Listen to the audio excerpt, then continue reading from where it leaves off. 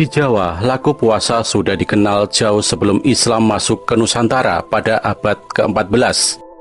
Istilah puasa dalam bahasa Indonesia pun diadopsi dari Jawa, yakni pasa, yang berarti berpuasa, tapa, dan penghalang. Genealoginya berasal dari bahasa Jawa kuno, yakni pasa, yang berarti jerat, ikatan, rantai, dan belenggu. Dan upawasa sebagai tindakan keagamaan yang terdiri dari pantang dari semua kepuasan sensual, dari parfum, bunga, ornamen, sirih, musik, menari, dan lainnya, pantang makanan secara umum.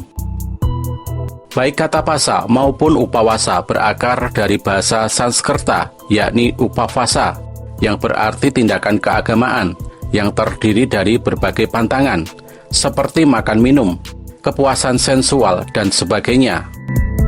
Orang Jawa juga mengenal kata siam, yang diserap dari kata bahasa Arab, saum atau siam, yang bermakna sama dengan pasa.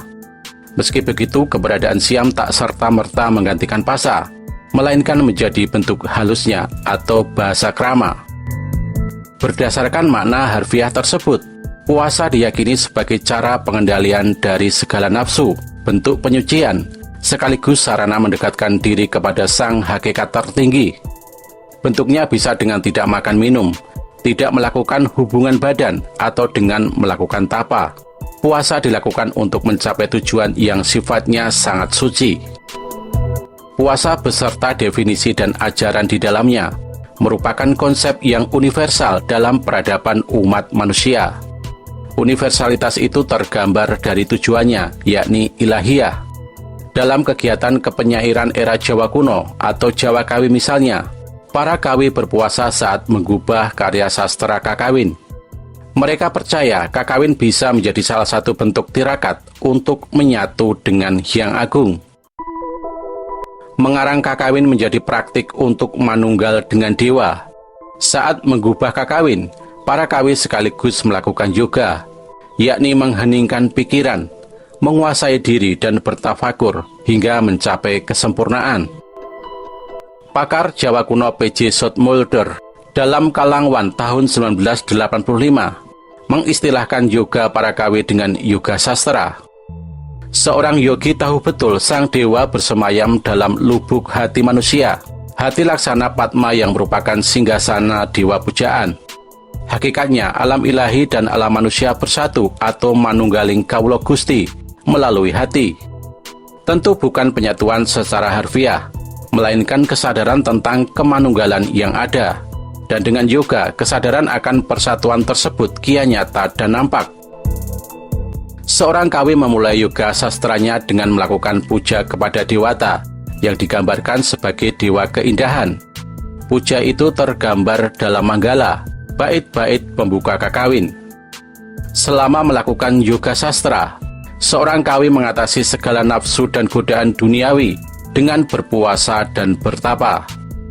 Batin seorang yogi harus berkonsentrasi atau dhyana, hingga hatinya dipenuhi gambaran sang dewa, dan agar duniawi sirna dari pandangan batin atau dharana. Setelah kesadaran diri mulai hilang, seluruh pribadi sang yogi terserap oleh dewa. Titik inilah yang disebut sebagai samadhi. Praktik yang sama dalam Islam dikenal sebagai suluk, pelakunya disebut salik, upaya hamba untuk menjadi pribadi sempurna atau insan al-kamil di hadapan Allah.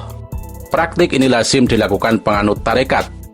Seorang salik melakukan berbagai bentuk ibadah, seperti puasa, memperbanyak zikir, atau metode lain yang diarahkan mursyid, dengan tujuan untuk menyucikan diri, hingga akhirnya bisa tersingkap hijab antara dirinya dan Yang Maha Tunggal. Tahapannya kurang lebih sama dengan yoga, yakni membersihkan jiwa atau takali, memperindah diri atau tahali, dan menghadirkan Allah Azza wa Jalla dalam setiap tarikan nafas dan aktivitas atau tajali. Selain menjadi laku, kakawin juga berfungsi sebagai yantra atau wadah yang digunakan dalam upaya bersatu dengan dewa. Karena itulah kakawin dianggap setara dengan dewa keindahan itu sendiri. Kata-kata dan bunyi-bunyian di dalamnya merupakan wujud keindahan, tempat dewa keindahan bersemayam. Dengan menggubah kakawin atau menikmatinya, seseorang bisa masuk ke dalam keadaan ekstase sekaligus estetis. Siapapun yang membaca atau mendengarnya disebut akan mendapatkan keselamatan. Dalam Islam sama dengan syafaat, sekaligus merasakan pancaran keindahan Tuhan. Banyak kakawin di era Jawa kuno yang menggambarkan konsep pengendalian diri atau pengekangan agar bisa manunggal dengan Tuhan. Paling populer adalah Arjuna Wiwaha yang digubah Empu Kanwa pada tahun 1028 sampai 1035. Zoetmulder menyebut teks ini merupakan tonggak awal sastra kakawin Jawa Timur. Syair yang diduga lahir pada masa Raja Airlangga tersebut mengisahkan Arjuna dalam mencari anugerah yang widi. Bagi orang-orang penggemar supranatural Jawa, mungkin kata Babahan Hawa Songo sudah bukan lagi kosakata asing. Dan saya kira di kancah budaya lain juga mengenal konsep ini, hanya beda penamaan. Hawa Songo adalah 9 hawa atau 9 jalur udara manusia, yaitu 2 mata, 2 telinga, 2 hidung, 1 mulut, 1 kemaluan, dan 1 pembuangan. Kenapa 9 jalur hawa ini dianggap penting? Bahkan perlu dijaga, dan untuk mencapai pencapaian spiritual yang lebih tinggi, harus mampu menutupnya, yang diistilahkan nutupi Babahan Hawa Songo. Karena manusia dianggap mulia setelah mampu mengendalikan 9 jalur tersebut, baik secara norma maupun teknikal supranatural. Karena tidak saja 9 lubang tersebut adalah sumber dosa, namun juga sumber terikatnya kesadaran ruh terhadap dunia. Pada tirakat atau lelaku tingkat tinggi seperti Patigeni, Ngebleng, dan lainnya berkutat pada hal ini. Bagaimanakah cara menutupnya? Istighfar sumeleh eling. Peluruhan yang terjadi pada laku ilmu sumeleh terjadi pada 9 jalur hawa tersebut, di mana mata kita lepas dan kesadaran masuk ke dalam batin, dan mata kembali menjadi sebagai alat untuk melihat. Sikap reaktif atas inputan dari mata berkurang.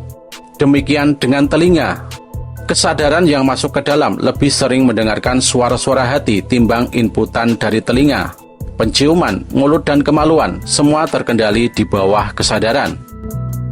Dalam hal kesadaran yang lebih halus, nutupi Babahan Hawa Songo ini sangat penting karena dibutuhkan atau merupakan next step menuju alam non-materi. Bagaimana mungkin kita menuju ke sana jika kesadaran kita masih terikat oleh 9 jalur tersebut? Istilahnya, semua jalur tersebut sudah terkukut, sudah menyatu dalam alam kesadaran, dan kita masuk ke fase berikutnya, yaitu mati rogo. Dan mati rogo adalah mutlak kita butuhkan untuk bermain di wilayah ruqyah. 9 jalur adalah organ, alat bagi kehidupan kita, sebagaimana pikiran. Namun ada kalanya, seseorang terikat lekat pada salah satu atau lebih dari 9 jalur hawa tersebut dalam kehidupannya. Dan kelekatan itulah yang perlu kita luruhkan dan bukan untuk kita nafikan, karena semua itu jalur pembuangan alam kita.